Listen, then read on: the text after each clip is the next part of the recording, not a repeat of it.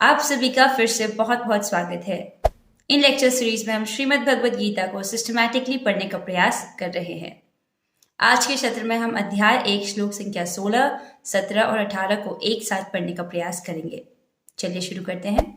अनंत विजयम राजा कुंतीपुत्रो युधिष्ठिर नकुल सहदेवश्च सुघोष मणिपुष्पकौ काश्यश्च परमेश्वास शिखण्डी च महारथ दृष्टिद्युम्नो विराटश्च सात्विकिश्च अपराजितः द्रुपदो द्रौपदेयाश्च सर्वश पृथ्वीपते सौभद्रश्च महाबाहु शंखान् दद्मु पृथक पृथक। आइए शब्दार्थ देखते हैं।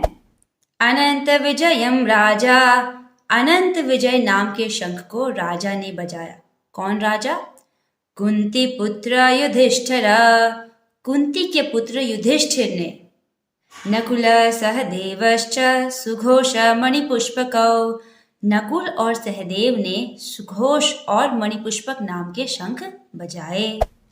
काश्यश्च परमेश्वासा, काश्य यानी काशी के राजा ने। परमेश्वासा, परमेश्वासा यानी परम ईशुआस यानी महान धनुर्धर, काशी के राजा जो कि महान धनुर्धर हैं, उन्होंने शिखंडी च महारथ, शिखंडी जो कि एक महारथी हैं। आई होप आप लोग महारथी का अर्थ जानते हैं। महारथी यानी जो एक साथ अकेले 10,000 धनुर्धारियों से लड़ सकता है, वो महारथी है। दृष्टद्युम्न विराटश्च, दृष्टद्युम्न कौन है? राजा द्रुपद के पुत्र है, जो कि इस वक्त पांडवों के सेनापति हैं। और विराट कौन है? विराट नरेश, जिसके बारे में हम डिस्कस कर चुके हैं। विराट जिसने पांडवों को उनके अज्ञातवास के समय शरण दी। सात्यकी च पराजित, सात्यकी यानी युधान, श्री कृष्ण के साथी। ये एक्चुअली श्री कृष्ण के अंग रक्षक हैं, श्री कृष्ण के बॉडीगार्ड। तो आप कल्पना कर सकते हैं कोई कृष्ण का बॉडीगार्ड है तो कितना शक्तिशाली होगा। युधान का यानी सात्यकी का आचार्य द्रोणाचार्य के साथ द्वंद्व युद्ध हुआ था, जिसमें द्रोणाचार्य परेशान हो जाते हैं कि ये कौन योद्धा है जिसका सामना मैं कर रहा हूँ, क्योंकि जितनी बार वो धनुष उठाते थे सात्यकी पर निशाना लगाने के लिए, ये द्रोणाचार्य के धनुष को तोड़ देते थे। और इन्होंने द्रोणाचार्य के धनुष को 101 बार तोड़ दिया था। सात्यकी को अपराजित यानी कभी न जीते जाने वाला, सदा विजयी, अजेय, जिसे जीता नहीं जा सकता, ऐसा योद्धा बताया गया है। द्रुपद द्रौपदेयाश्च, द्रुपद, द्रुपद कौन है? पांचाल देश के राजा यानी द्रौपदी के पिताजी, उन्होंने। और द्रौपदेयाश्च, द्रौपदी के 5 पुत्रों ने। सर्वश पृथ्वीपते, सर्वश यानी सभी, पृथ्वीपते हे राजा, ये पृथ्वीपते धृतराष्ट्र को संबोधित करते हुए संजय बोल रहे हैं। सौभद्रश्च महाबाहु, विशाल भुजाओं वाले सुभद्रा के पुत्र अभिमन्यु ने। शंखान दद्मु पृथक पृथक, सभी ने अपने अलग अलग शंख बजाए। अनुवाद: हे राजन, कुंती पुत्र राजा युधिष्ठिर ने अपना अनंत विजय नामक शंख बजाया तथा नकुल और सहदेव ने सुघोष एवं मणिपुष्पक शंख बजाए। महान धनुर्धर काशीराज, परम योद्धा शिखंडी, धृष्टद्युम्न, विराट, अजय, सात्यकी, द्रुपद, द्रौपदी के पुत्र तथा सुभद्रा के महाबाहु पुत्र आदि सबों ने अपने अपने शंख बजाए। ऐसा कौन कह रहा है? संजय धृतराष्ट्र को कह रहे हैं। इस श्लोक में युधिष्ठिर को राजा कहकर क्यों संबोधित किया जा रहा है? अभी तो युधिष्ठिर राजा नहीं बने हैं।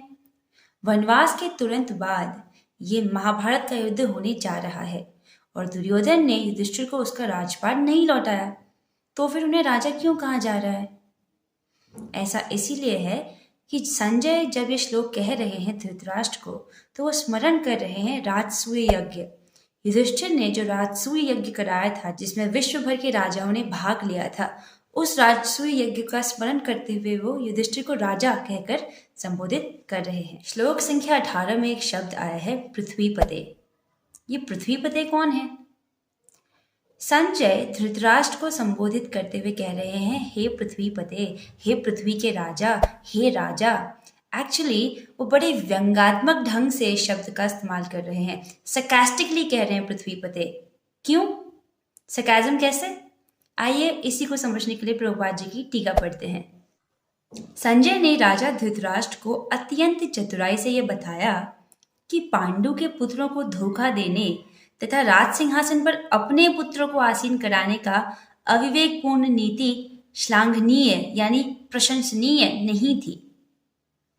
लक्षणों से पहले से ही यह सूचित हो रहा था कि इस महायुद्ध में सारा कुरुवंश मारा जाएगा। भीष्म पितामह से लेकर अभिमन्यु तथा अन्य पौत्रों तक विश्व के अनेक देशों के राजाओं समेत उपस्थित सारे के सारे लोगों का विनाश निश्चित था। यह सारी दुर्घटना राजा धृतराष्ट्र के कारण होने जा रही थी, क्योंकि उसने अपने पुत्रों की कुनीति को प्रोत्साहन दिया था। धृतराष्ट्र ने अपने पुत्रों की कुनीतियों को प्रोत्साहन दिया था, यानी उन्हें इनकरेज किया था, जिसकी वजह से इतना बड़ा महायुद्ध, महाभारत का युद्ध होने जा रहा है। अब युद्ध होगा तो उसमें विनाश तो होगा ही। तो इस युद्ध में भीष्म पितामह से लेकर के अभिमन्यु तक और बाकी जितने भी पोते हैं, बाकी जितने भी वंशज हैं, वे सभी, उन सभी का विनाश निश्चित है। और यही नहीं, जितने भी राजा हैं पृथ्वी के जिन्होंने इस महायुद्ध में भाग लिया है, उन राजा समेत सारे के सारे लोगों का विनाश निश्चित है। इसीलिए व्यंग्यात्मक ढंग से सरकास्टिकली बोल रहे हैं पृथ्वीपते, हे राजा, हे पृथ्वीपते, आप कैसे पृथ्वीपते हो? आपकी वजह से तो पृथ्वी के जितने भी लोग हैं, सारे के सारे राजा, सारे के सारे लोग जो इस युद्ध में सम्मिलित हुए हैं, वो सभी विनाश की ओर जा रहे हैं। इसी के साथ हम आज की चर्चा को यहीं पर विराम देते हैं। आपसे मिलेंगे अगली वीडियो में। श्रीमद् भगवद गीता की जय, श्रील प्रभुपाद की जय। All glories to Shri Guru Gauranga. Hare Krishna.